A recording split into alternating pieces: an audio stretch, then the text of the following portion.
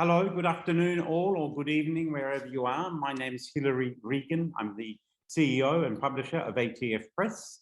And this afternoon, we are speaking about Paul Rule's latest re-edition of a book called Confucíus or Confucius, the Jesuit Interpretation of Confucianism. Paul Rule has been a sinologist for many, many years, lives in Melbourne, Australia, and has worked at La Trobe University, and has been involved in sinology for many years, as I said. And this book is a new edition or a re-edition of a book that had been published many years ago. It was offered to us at ATF Press, and it's a great honour that we have this book now.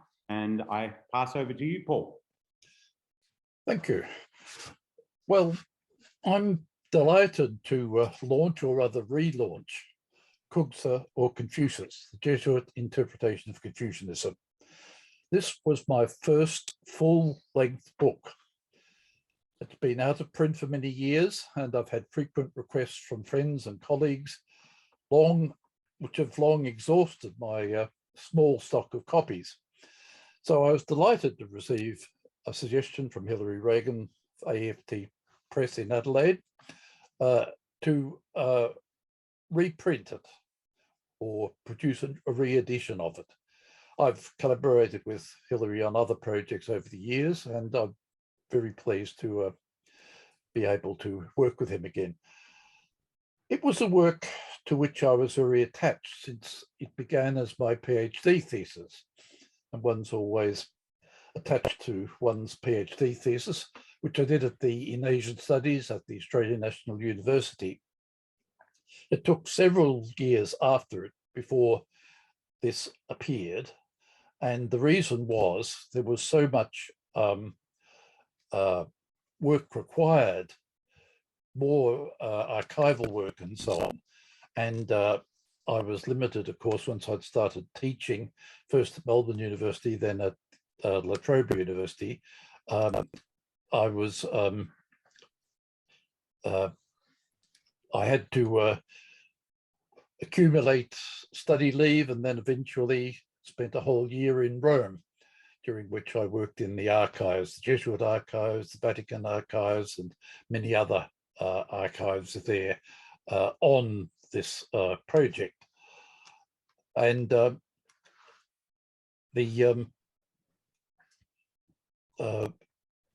when I was asked to whether I would like it to be re-edited or reprinted, I was surprised to find, on reading it closely again, that there was nothing in it that I couldn't stand by after so many years. Nothing I wish to alter. Of course, there's a lot more that could be said about everything in that work. In a strange way, it foreshadowed much more extensive treatments by me of subjects such as the Chinese rights controversy, on which I'm writing a 3-volume history, 2 finished, the inner lives of early modern Chinese Christians, figurism, which has a chapter in the book, Chinese religiosity, and the history of sinology. All of these have occupied me not only during a long university teaching career, but during the nearly 20 years now of what could call euphemistically retirement. It's been far from retirement.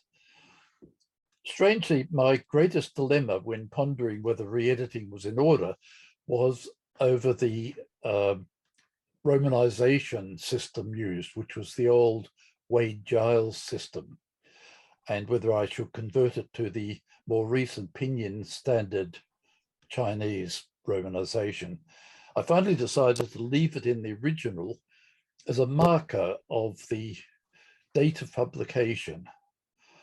I apologize to Hilary and his people for the ensuing proofreading problems that arose from that, and to younger scholars who may find it annoying to have a romanization that's not the one they commonly use. But it may be a useful reminder that all romanizations are inadequate proxies for the richness and fruitful ambiguity of Chinese characters. and the characters are provided in the index for those who want to get to the heart of the matter.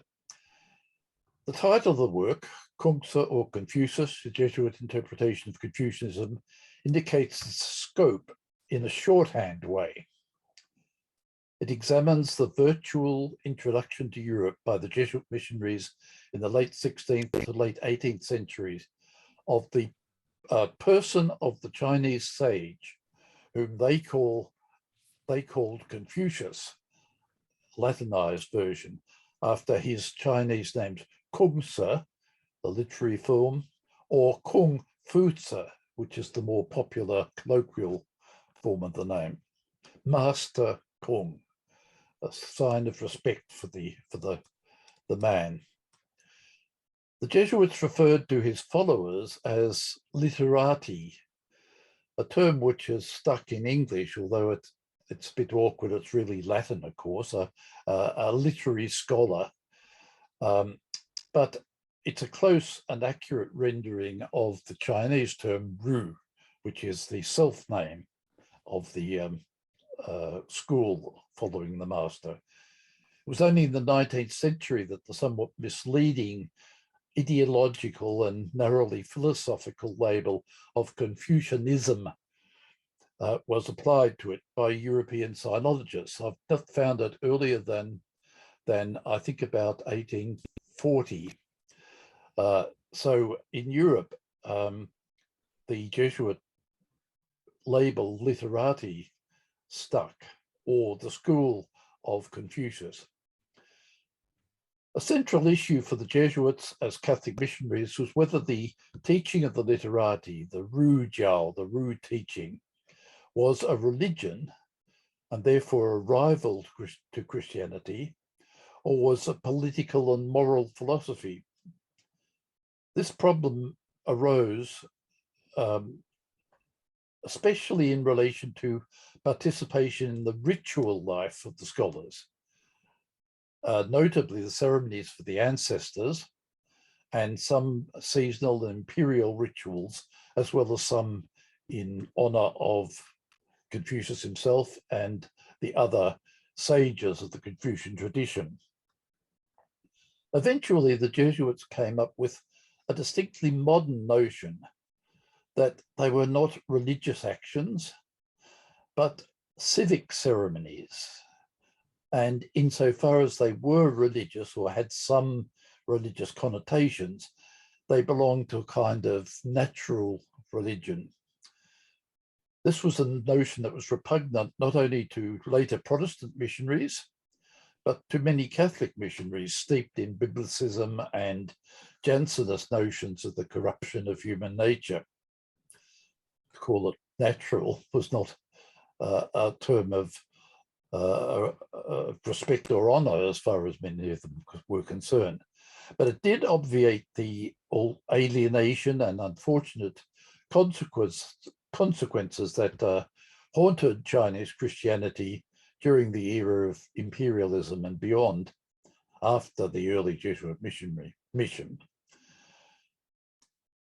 During the effective beginning of the Jesuit China mission by Matteo Ricci, during his long journey from Macau to Beijing, and then in his decade in Beijing before his death in 1610, he cultivated acquaintance and friendship with Chinese scholars and began a kind of collaboration which was carried on by many of his successors, among them the better known being Adam Charles von Bell and Ferdinand Verbiest.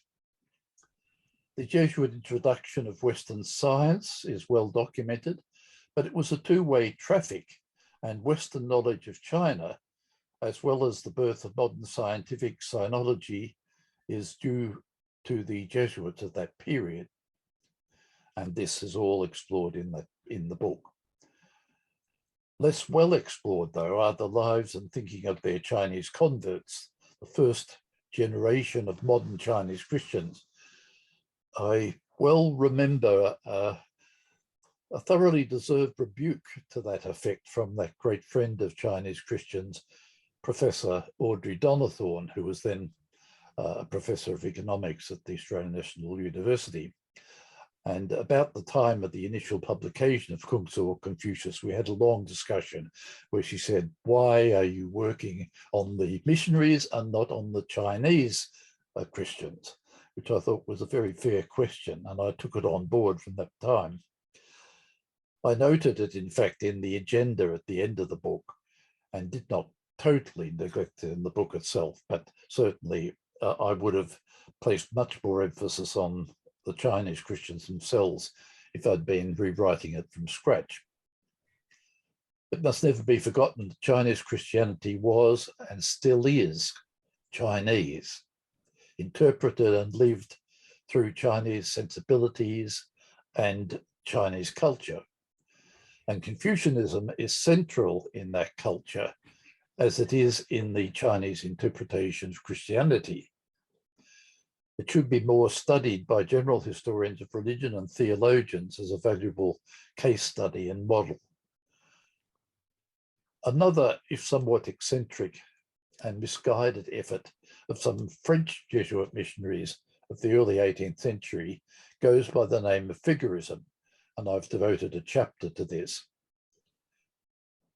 It was the first serious scholarly exploration of Chinese mythology and Chinese symbolism by Europeans. It was vitiated by an excessive historical biblicism on their part. Everything had to be related not only to the Bible, but the Bible as taken as historical record with historical dating and so on. And that caused all sorts of problems in trying to relate the early sage kings of China to the biblical story of the creation and the flood and so on. But it again has many interesting lessons, I think, for comparative religionists and for Christian theologians today.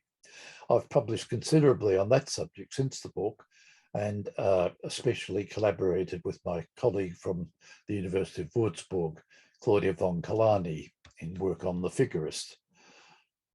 I know my extensive bibliography of the Figurist must have been a torment to the staff of ATF Press because it is very extended, but nobody had in fact sorted out the archives on that subject before I did, and I think it's been a contribution to the continuing study of the Figurist. And it's produced much fruit in numerous conference papers, articles, and books by a number of people.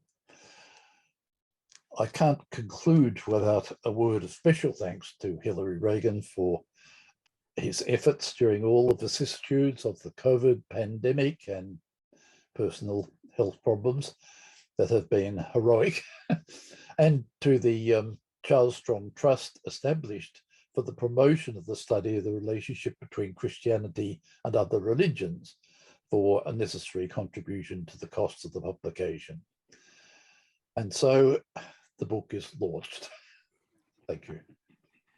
Thank you, Paul. This book is available through our website, www.atfpress.com. It's also available through our distributors, Ian Stevens Distribution in the US and Gazelle Publications in the UK. It should shortly also be available through Book Depository and all the other online services. In addition, I'd like to acknowledge and thank others associated with ATF Press who work for ATF Press who've been involved in this, in particular Gabriel Bueno Sequeira, who assisted me with the index and assisted me with the copying editor, and who is generally our admin assistant, and he has pursued this book along with myself. And so thank you, Paul, for bringing it to us. Thank you, Gabriel, for the work that you've done it, and thank you all who will now read this book. And I thank you all for attending this session, and good afternoon.